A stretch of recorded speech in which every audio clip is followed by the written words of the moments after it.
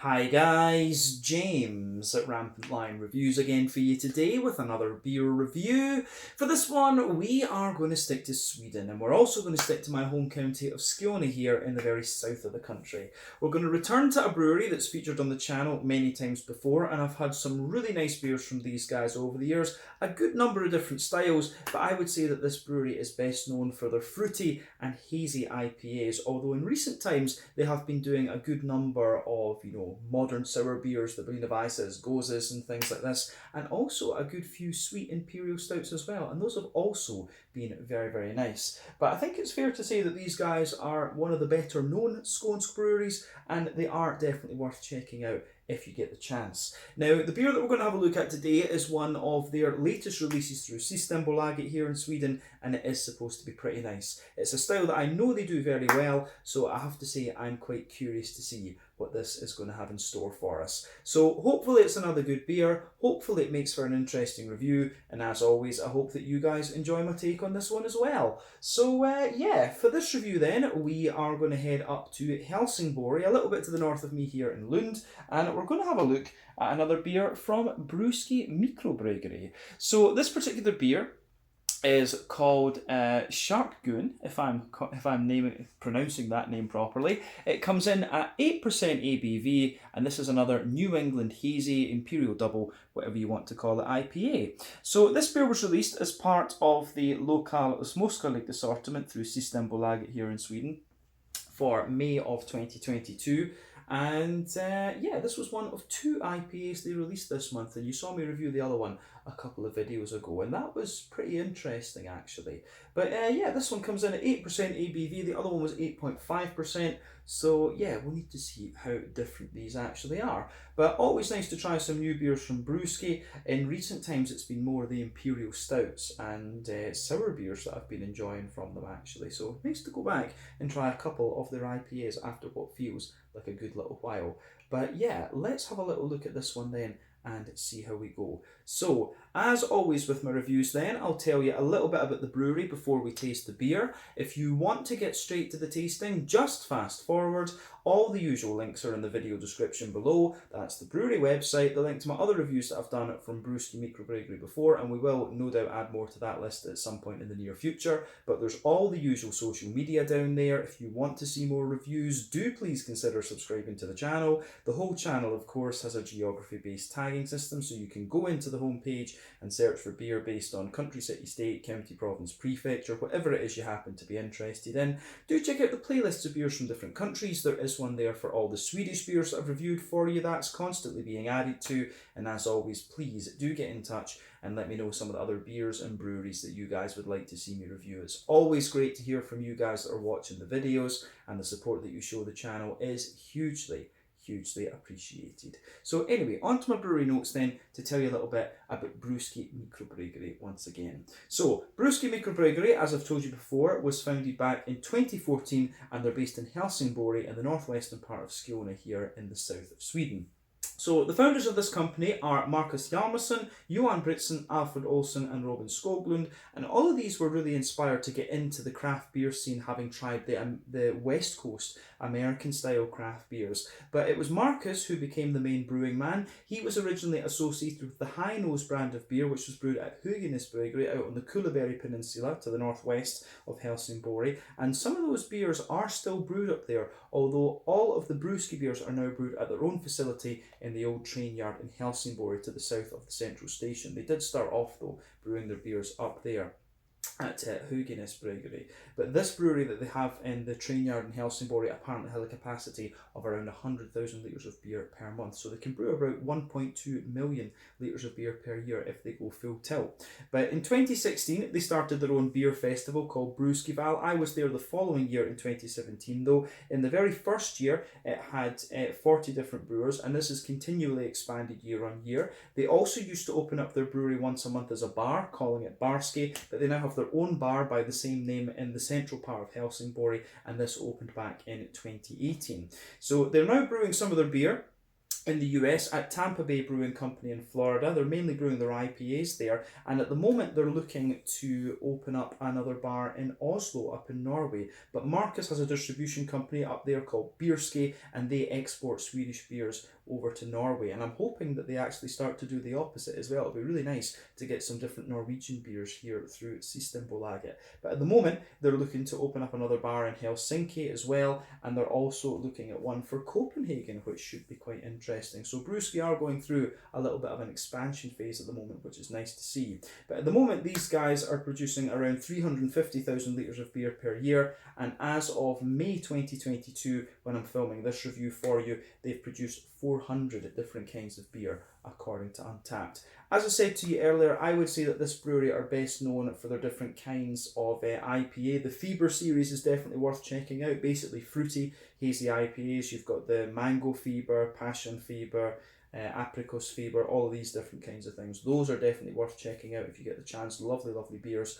And yeah, they've been doing the Pie series, and also the cake series in recent times. The pie series are the big juicy fruity Berliner Weisse type things, and the cake series are the big sweet sort of pastry imperial stouts. So those are a little bit newer, but definitely worth checking out. Potentially my favourite beer that I ever had from Brewski was the Conan Double IPA. That was just a beautiful, beautiful New England hazy imperial double, whatever you want to call it, IPA. That's probably the beer that really, really sticks in mind from these guys. Actually, I really enjoyed that one.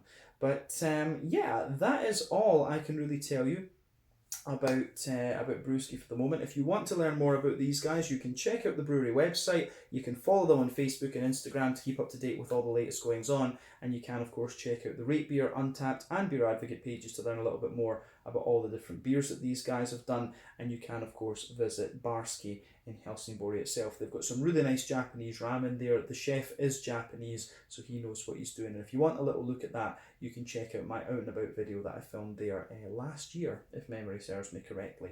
But yeah, let's crack on with this one then and see how we go. That's everything you need to know about Brewski itself. So we'll get on and take a little look at the beer. So as you can see, there is the Sharkguin on the front there, which is kind of interesting. I do wonder where they get some of these ideas. It's almost just like they've been tripping for a lot of the time.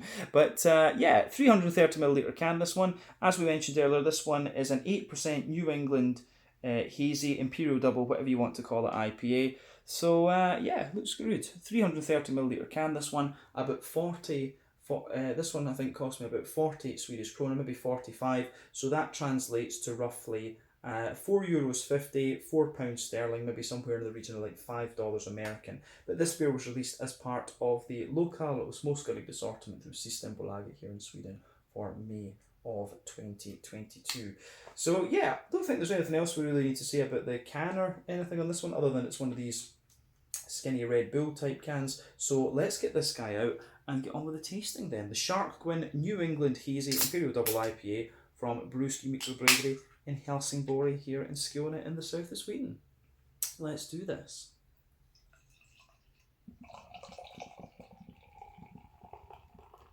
This should be pretty good. Look at that. Very nice. Oh, it actually looks a little bit more like a West Coaster. That's interesting. So yeah, this one, it does say it only contains wheat. It doesn't contain oats. So that might be part of the reason. So there you are.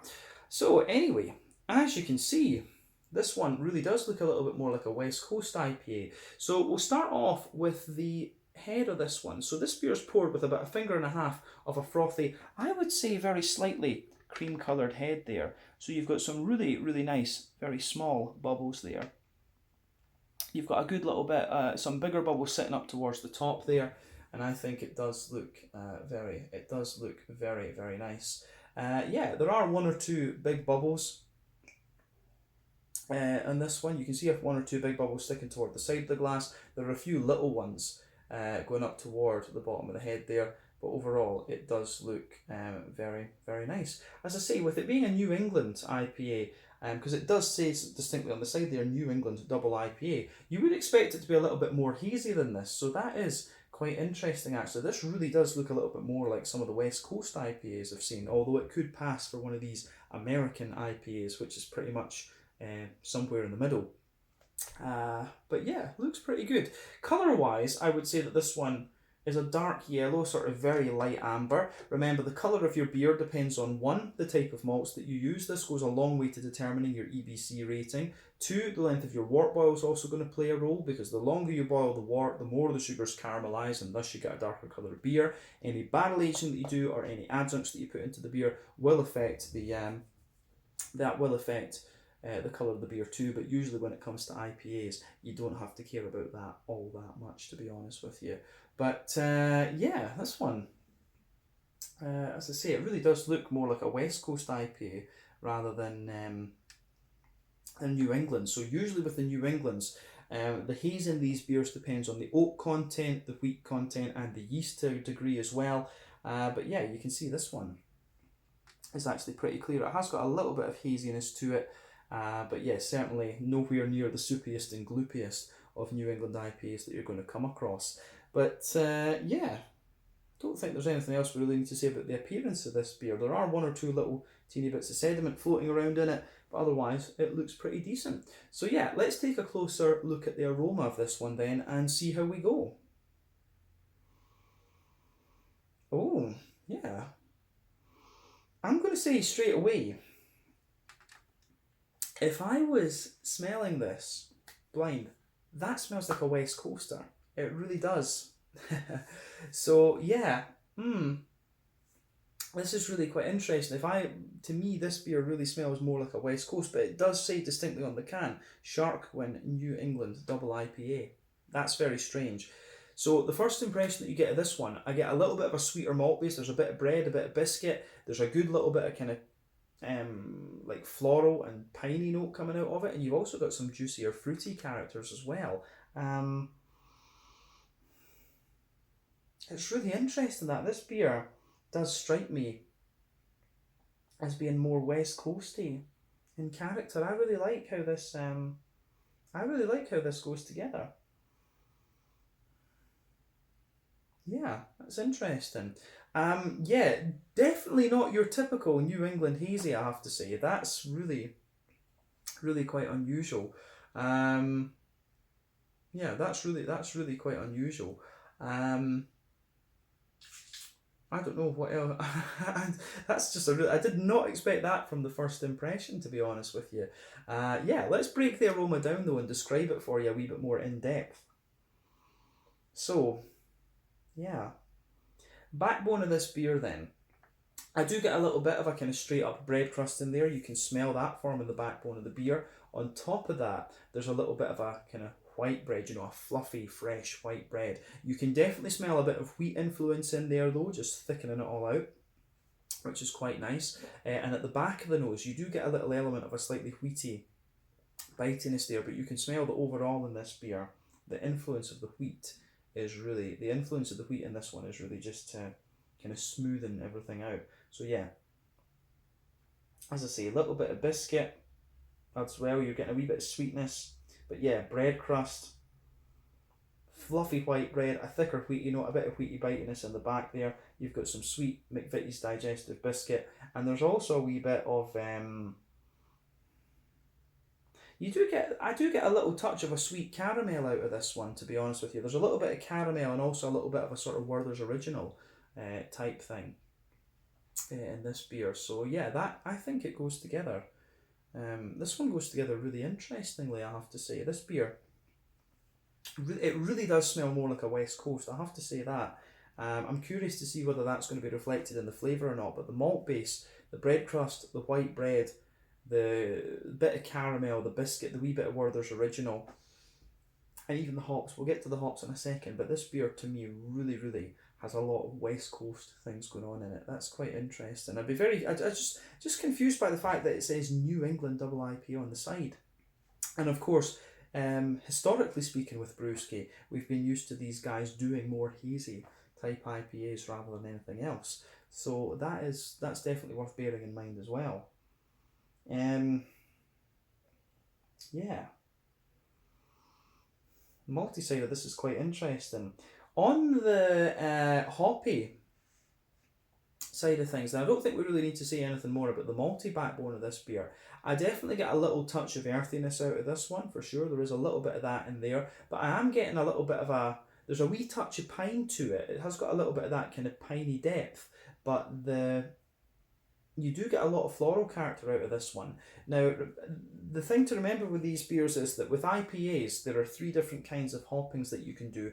Early edition hopping, which usually takes place within the first hour in the wort boil, that gives you mainly bitterness. Late edition hopping, which is within the last half hour of the wort boil, and that gives you a little bit of bitterness, but mainly flavour and aroma. And then you've got dry hopping as well, which is completely flavour and aroma, and that's after the wort boil. West Coast IPAs tend to use all 3 types of hoppings, whereas the New Englands tend to rely mainly on late edition hopping and dry hopping. So yeah, that's kind of what you get out of this one. But this beer, the depth of that green component for me indicates quite a little bit of early edition hopping in this one. So yeah, you've got a nice little bit of a deeper piney note there, some bright, slightly spicy floral aromatic notes as well, and a wee bit of a lighter, zesty kind of grassiness to this beer. So yeah, the way that this one goes about its green component is quite interesting, and that again is another thing that makes me say this beer is leaning toward the West Coast end of the IPA spectrum. But yeah, the fruity side of things then, for me,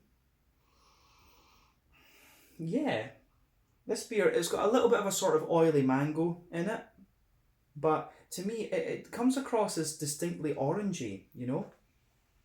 It has got a little bit of a, it's got quite a big oily orangey character to it. So I think this is maybe something along the lines of like Mosaic, or it could even, it's almost oily enough to be Amarillo. And there's something distinct about this beer, like it feels a little bit nostalgic and a wee bit old school. So I do wonder if it is Amarillo that's been used in this.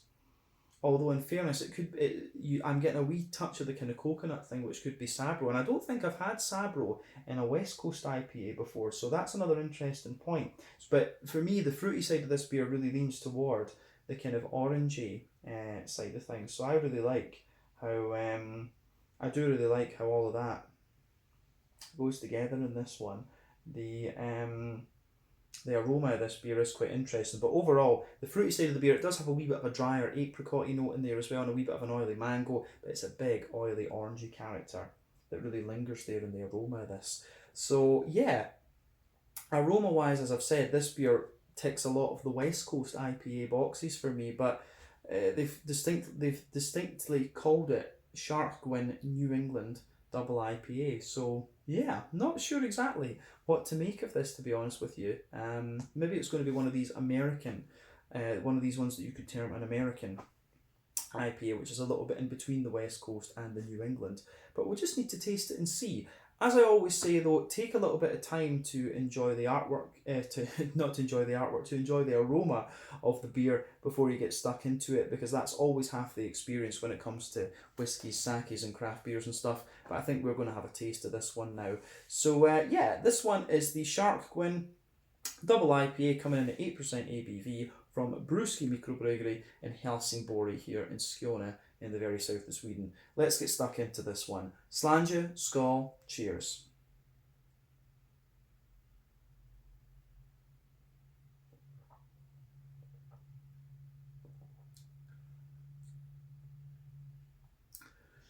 I'm pretty sure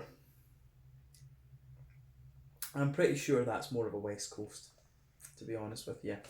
You could maybe get away with calling it an American IPA, because in fairness it does have a wee bit of the smoothness and things, but I'm pretty sure that's a West Coaster. And that's quite exciting, to be honest with you, because, you know, I think I've only had a West Coast in the bar in Helsingborg from Brewski. I don't think I've ever had one, actually. I don't think I've ever had one in the can, so that's quite interesting. But yeah, I'm going to say straight away, I quite like this one. It's a nice, very kind of, it's a nice, just smooth and drinkable beer, but quite different to the other Brewski ones we've had in the past. Yeah.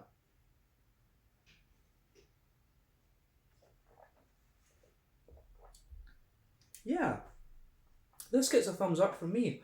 I like this. Its first impression of it is, like I say, it really does lean more toward that West Coast part of the IPA spectrum, but it's nice. To me, it gives me everything I would kind of want from that style. It's got a wee bit of bitterness, it's got a sweet backbone to it, and it's got some nice juicy fruity characters.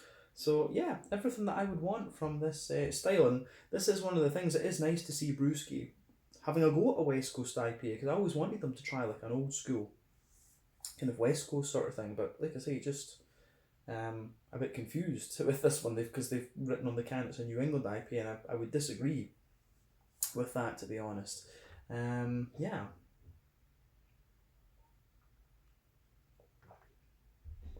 But yeah, to me,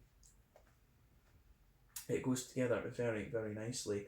Yeah, let's break this one down then and describe the flavour a wee bit more in depth, as we always do. But I'm going to say straight away, I certainly wouldn't hesitate to drink this again. The other thing I'll point out with this one is that if we're, I really think it is more accurate to describe this one as a West Coast IPA. You could get away with calling it an American IPA, as I've said already. But this is definitely one of the more kind of modern takes on the West Coast IPA. If it is West Coast, you know, it's not quite as big and bitter as these beers would have been back in the day. When I first got into these, they would be like, you know, 80, 90 IBUs and things. These days, the IBUs have been taken down a little bit to about 40 or 50, mainly because there are many, many beer drinkers these days who've gotten into craft beer when the New England IPA has come into the fore. So yeah, let's break this beer down though and describe that flavour a wee bit more in depth. So middle third of the palate.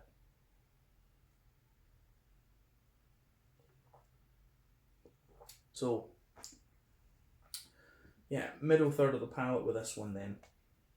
Backbone of the beer, you get a little bit of a kind of bread crusty character coming out of it. You can feel that forming. You can feel that forming the base of the beer. So yeah, a little bit of a kind of bread crusty sort of thing there. There's a wee touch of a little bit of bread crust, wee touch of a kind of Jacob's cream crackery sort of vibe there. But then on top of that, you get this little bit of a kind of dense, kind of wholemeal brown bready sort of thing to this one. It's actually quite a sweet brown bread. So yeah, a little bit of bread crust, wee bit of cracker, then that dense wholemeal brown bready character, and that's nice. But then on top of that, you start to get, for me, this beer really does have quite a wee bit of caramel to it, and that's kind of interesting. So yeah, the brown sugar that you get in this actually has a wee bit of depth to it. So on top of that, slightly brown bread, you know, you start to get a wee touch of white bread, and I think that's the wheat that's giving you that. But yeah, on top of that, there's a little bit of a kind of, you do get a layer of a kind of McVitie's digestive biscuity sort of thing coming out of this one.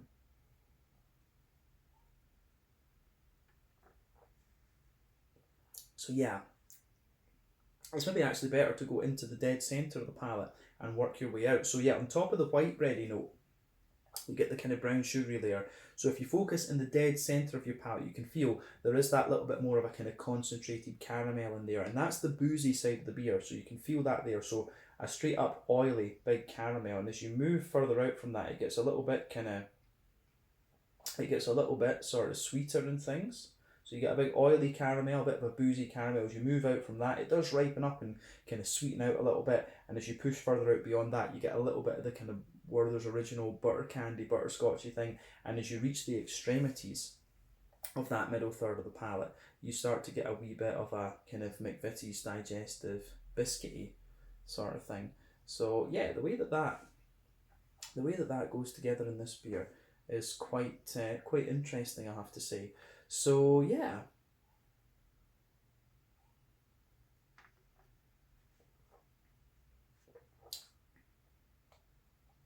I think that's everything we need to say about the middle third of the palate in this beer. So let's focus on the back third of the palate. So the border region between middle third and back third of the palate, you get a little bit more of a kind of bready build up there. There's a wee bit of a kind of brown bready. There's a wee bit of a sort of brown bready kind of thing as well, which I do like, so a little bit of that. Then the base of the back third of the palate, you get a bit more bread crust. There's a wee bit of a kind of crackery thing in there as well, and you can feel it's a little bit more kind of grainy and bitter, but remember, the more grainy bitter flavours come out toward the back of the palate, whereas the sweeter flavours come out further forward, as we've said many a time before. On top of that though, again, you've got that bready layer. You can feel there's a slightly thicker, or a slightly taller brown bready layer, and then on top of that you've got a nice white bready layer, which I do enjoy. then on top of that you're getting a wee bit of yeastiness. So you can feel that the yeasty character in this beer is a little bit more like a kind of dense wholemeal brown bread, and there's just a wee bit more graininess surrounding it. So yeah, I really like how that goes together in this beer.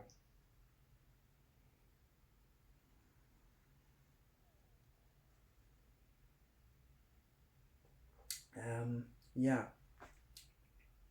So yeah, the back third of the palate on this is quite nice.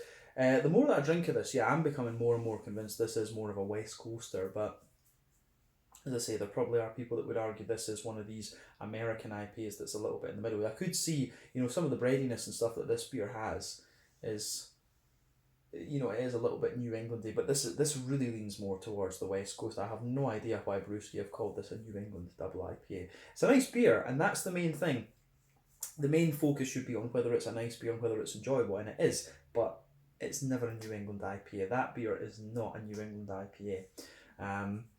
So yeah, the only other thing I can think of is that it's maybe based on some of the ones that you would have got from the likes of Lawson's Finest Liquids. Maybe it is meant to be modelled on one of that, because I remember when I tried some of the Lawson's ones, they were a little bit like this, but this beer's a little bit too bitter and things for that. But yeah, the Lawson's, if you try some of the Lawson's Finest Liquids new IPAs, they're a little bit like that. So that's the only other thing that comes to my head with this one. But anyway, back third of the palate, as we say, the flavour is a little bit taller, and as you come further forward into the middle third of the palate, it just the malty flavour just condenses down a wee bit. But let's focus on the hoppy side of things then. Green component first.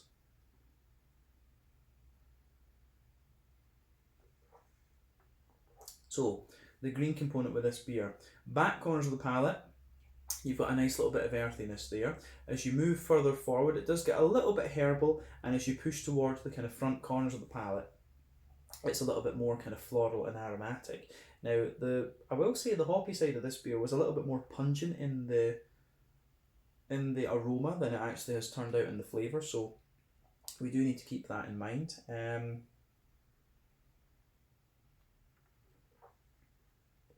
But yeah, the way that this beer goes about its business is quite interesting in that regard. But yeah, I don't get so much of a piney resin out of this. It is actually more like a kind of oily floral aromaticity. But round the front curve of the palate, the beer is distinctly lighter and more kind of grassy. And as I say, this is more, for me, this is definitely a West Coast. So I'm going to say it's one of these more modern West Coast coasters where the bitterness, the hopping is, the bitterness is just not quite as it just doesn't have the same level of bitterness that you would have got from an old school West Coast IPA, but the oily nature of the green component is quite nice. But let's focus on that front third of the palate then. So the border region between front third and middle third of the palate, you do get a little bit of a bready build up there, a wee bit of bread crust. Then the base of that front third of your palate is a little bit kind of smoother. You've got that, a little bit of smooth bread crust, a little bit of a bready sort of thing, and then yeah, a wee bit of a biscuity character on top of that. Then you get that nice oily bubble where the juicy fruity esters just roll their way out of the beer. So yeah, I think it goes together. I think it goes together quite nicely, to be honest with you. So the fruity side of the beer for me, again, I think it really leans towards an orangey side of things. I mean, toward the back of that front third of the palate, you do get a little bit of a distinctive kind of passion, like a strong passion fruity sort of thing. As you move further forward, you get a little bit of an oily mangoey note to it, and there's one or two wee apricot-y things underneath. But then as you move into the front half of that front third of the palate, it's all about a big orangey character for me. And this has got to be something like Mosaic or Sabro, or maybe even Mandarina Bavaria, something like that in here. The fruity character in this beer is distinctly big and oily and orangey. But the thing is, the further into the aftertaste that you go, you do get a little touch more kind of piney resin out of this one. So yeah, I do really like how this beer goes about its business in that from that sense as well. So yeah, this works. I think this goes together. This goes together really quite nicely. Yeah, I think we can leave it at that for the flavour profile of this beer. So let's move on then and round off with a little look at the mouthfeel.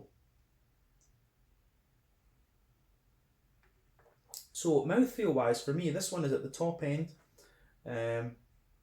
It's top end and mid-bodied. The carbonation is quite smooth. It's got a good little bit of oiliness to it.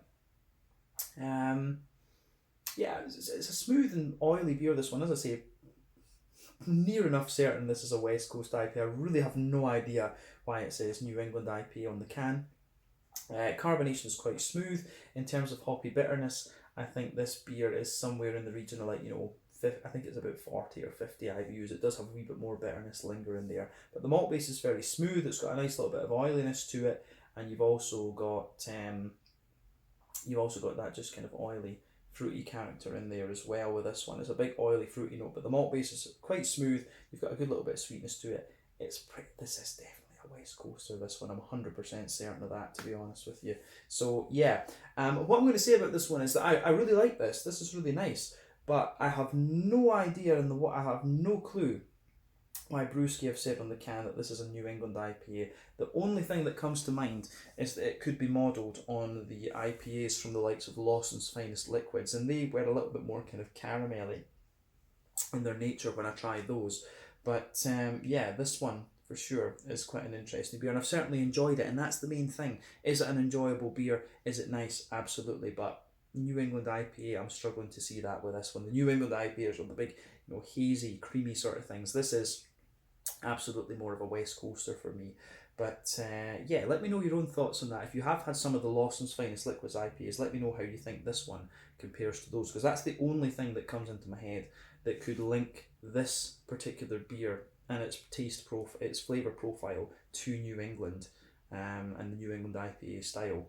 But yeah, I think we should leave it at that. So this one is the Sharkguin, an IPA, double IPA at 8% ABV from Brewski Mikrobryggeri in Helsingborg in Skåne here in Sweden. Really enjoyed this one. Not what I expected, I have to say, but yeah, I'm certainly glad that I picked this beer up. But once again, thank you for watching my beer reviews. Until the next time, please like, subscribe, share, all the usual YouTube stuff. Let me know your own thoughts on this beer in the comments section below. Let me know what your favourite beers are from Brewski Mikrobryggeri as well, and we will return to these guys at some point soon. But in the meantime, check out my social media, check out their social media, and I'll see you guys in the next review. Slàinte, skål, and cheers.